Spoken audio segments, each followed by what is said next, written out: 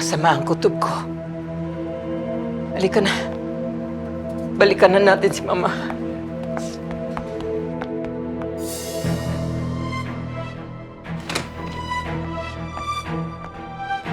Gustavo? Gustavo! Hayop ka! Ma! Hayop ka talaga! Papatayin mo ang Mama! Dapat sa kanya mamatay talaga. Lorenzo! Kunin mo yung baston! Sige! Subukan nyo! Guard! Ma'am! Palabasin niyo ito! Palabasin niyo ito! Sinubukan niya saktan ng Mama! Hindi ko magagawa yun. Sinungaling! Subukan mo saktan ulit ang Mama. Ako ang makakatapat mo! Mas kikita tayong muli, Olivia. Pangako yan. Tara na, sir.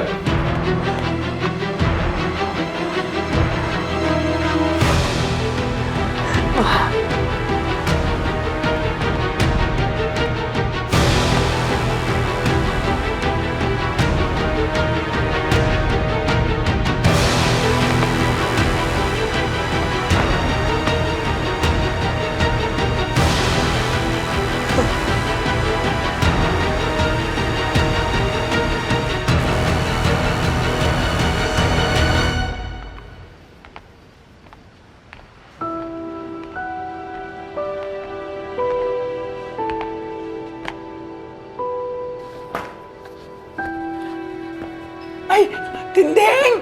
Tinding, Alfredo! Ano ba talaga nangyari? Diyos ko, Roda. nakita ko na lang ang bangkay ni Carmen dyan, tapos kayong dalawa naman nawawala.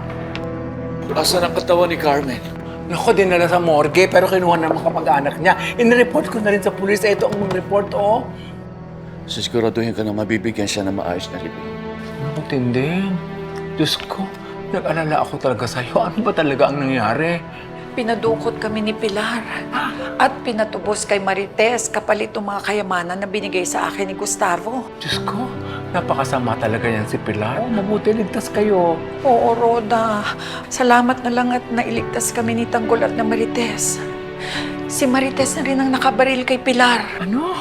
Diyos ko, mas lalong lalaki ang gulo sa pagitan ni Tanggol at ng mga gerero.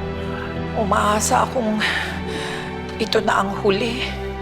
Kapag nanalo si Tanggol bilang mayor, matatapos na rin ang paghari-harian ng mga gerero. Mabibigyan na rin ng hustisya ang lahat ng inabuso ni Gustavo.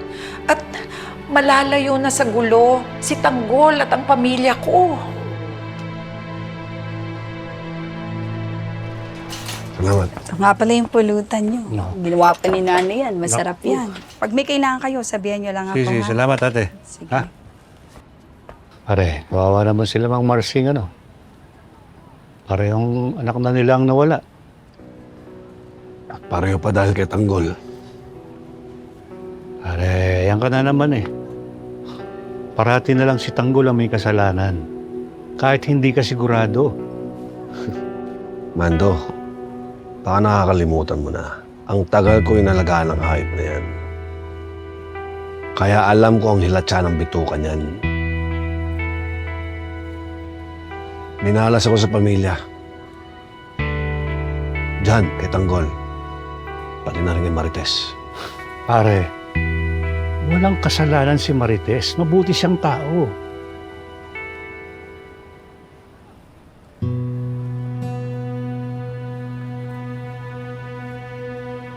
Aaminin ko sa'yo. Nung mga bata pa tayo bago maligawan si Marites, pare, gusto ko na siya. Kaya lang wala akong lakas na loob para sabihin sa kanya. Pero nung nakita kong nililigawan mo na siya, pare, dumistansya na ako. Pare, alam mo, napakaswerte mo, si Marites ang naging asawa mo. Pare, isa siya sa napakabuting taong nakilala ko. Mando, paano mo masasabing mabuti ang isang tao kung mas pinili niya na sumama sa taong lumapastangan sa kanya? Pare, masyado siyang nasaktan sa'yo. Napuno na. Kasi nakakalimutan mo, pare. Inuwi mo si Lena sa bahay niyo. Hindi mo ako naintindihan, Mando. Siguro, kung nailagay ka sa sitwasyon ko, gagawin mo rin nagawa ko. Kung ako ang napangasawa ni Marites, hindi ko siya sasaktan. Pararamdam ko sa kanyang pagmamahal na dapat sa kanya. Hindi mo nga naipaglaban yung taong nagustuhan mo eh. Tapos ngayon, sesermonan mo ako tungkol sa pag-ibig? Ha? Gulong na lang tayo.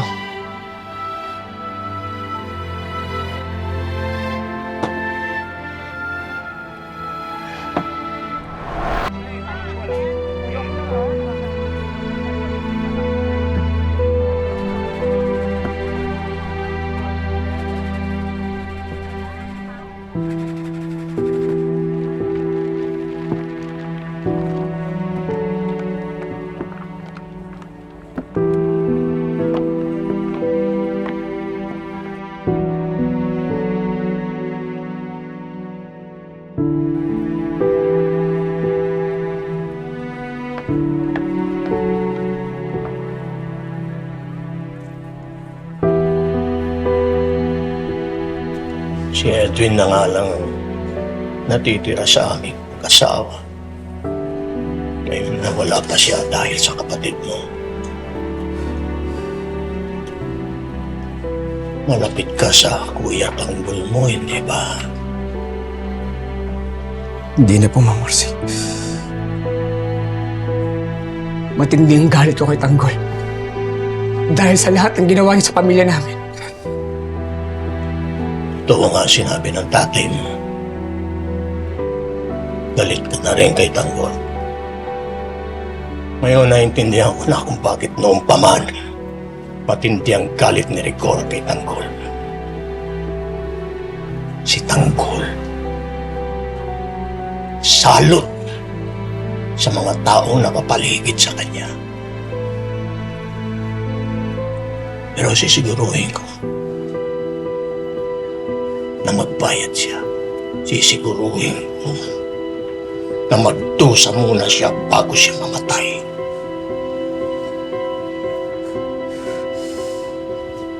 Kaya ikaw, Santino, talikuran mo na lang tuluyan si Tanggol. Kalimutan mo na siya. Dahil kung hindi mo gagawin yan, masasaktan ka lang sa mangyayaring paniningil ng mundo sa kapatid mong demonyo.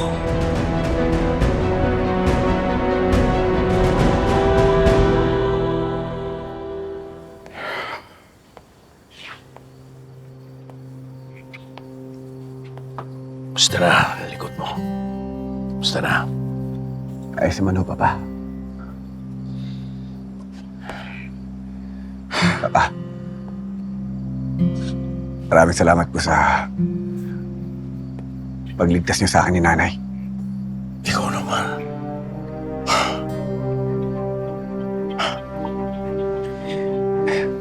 Pasensya na po kayo sa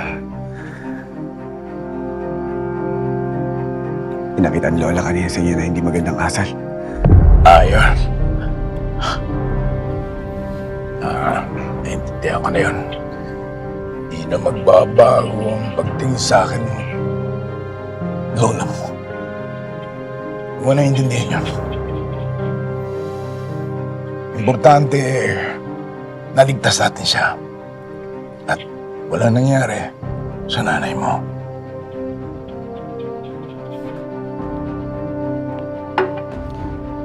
Patapos na eleksyon.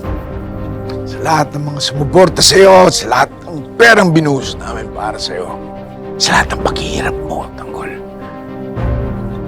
Panalo ka na. At kapag nakaupo ka na, mas mapoprotekta natin ang mga interest natin, ang lahat ng mga negosyo natin. Pasensya na ho, Papa.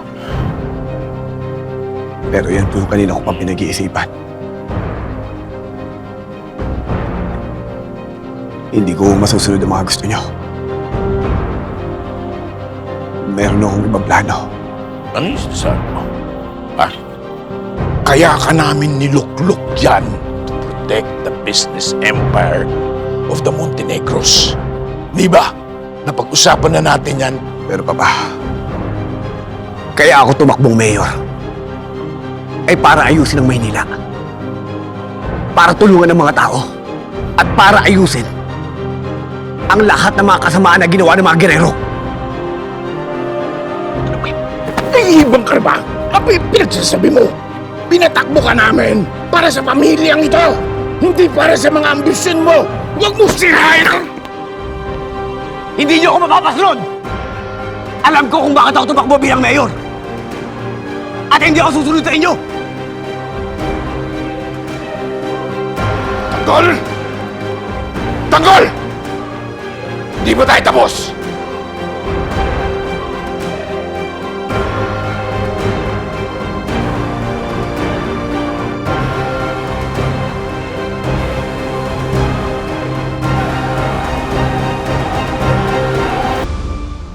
Nay! Oh, Tanggol. Nay! Nasabi na ba sa'yo ng lolo mo tsaka ng papa mo na tumawag si Roda? Meron daw padasal sa San Dimas. Tapos pupunta pa si Father Ruben. Hindi pa, Nay.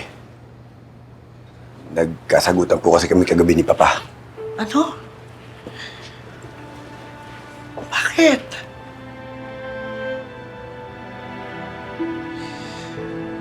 Meron kasing gustong ipagawa sa akin si Papa na hindi ko kayang gawin kapag nanalo ako bilang mayor. Ang gusto nila protektahan ko ang negosyo nila sa pagbebenta ng droga. Pero hindi ako pumayag na itumakbo ko bilang mayor para tulungan ng mga tao, hindi para protektahan ang interes nila.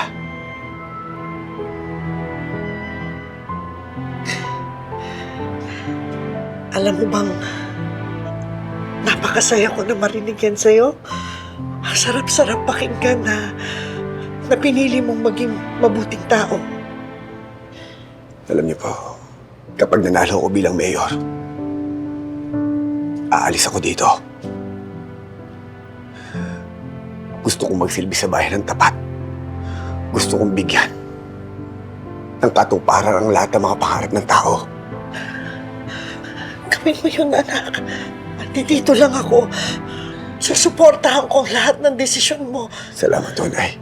Dahil nauunawaan niyo ako. Sasamahan niyo po ba ako sa pagboto? Oy, naghahanda na nga ako eh. Gusto ko kasi kasama mo ako habang bumoboto ka para maramdaman mo na proud ako sa'yo. Anak, alam ko na ang dami kong pagkukulang sa'yo.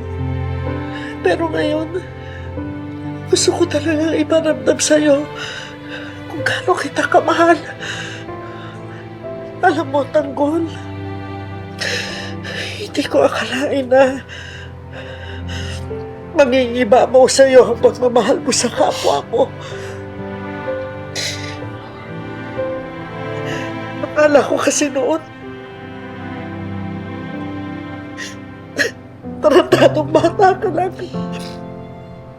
Pasagunero, walang pangarap, walang patutunguhan. Alam kong pinalaki ka namin. Makulang sa pagmamahal at pag-aalaga. Pero sa kabila nun, pinili mo pa rin na maging isang mabuting tao.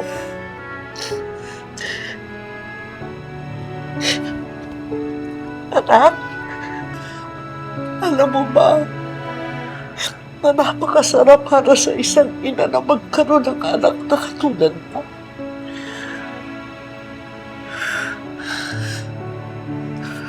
Salamat kasi binigyan mo pa rin ako ng pagkakataon na ipakita sa iyo ang lahat ng pagmamahal ko, na maalagaan at makabawi sa kabila ng lahat ng pagkukulang ko.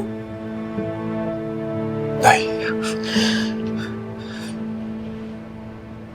patawarin niyo rin po ako sa lahat ng mga kasalanan na gawa ko. Nagpapasalamat ako dahil nabigyan pa kayo ng pagkakataon para iparamdam natin ang pagmamahal sa isa't isa. Gusto ko, Nay. Gusto ko na ipagmalaki niyo. Kaya gagawin ko ang lahat para ayusin ang bayan to. Pinapangako ko yan sa inyo. Naniniwala ako sa iyo, anak. Dahil alam ko ang pananalig mo sa Poong Nazareno. Alam kong gagabayan ka niya. Hindi ka niya ilalagay sa kapahamakan. Anak, mahal na mahal ka ng Diyos.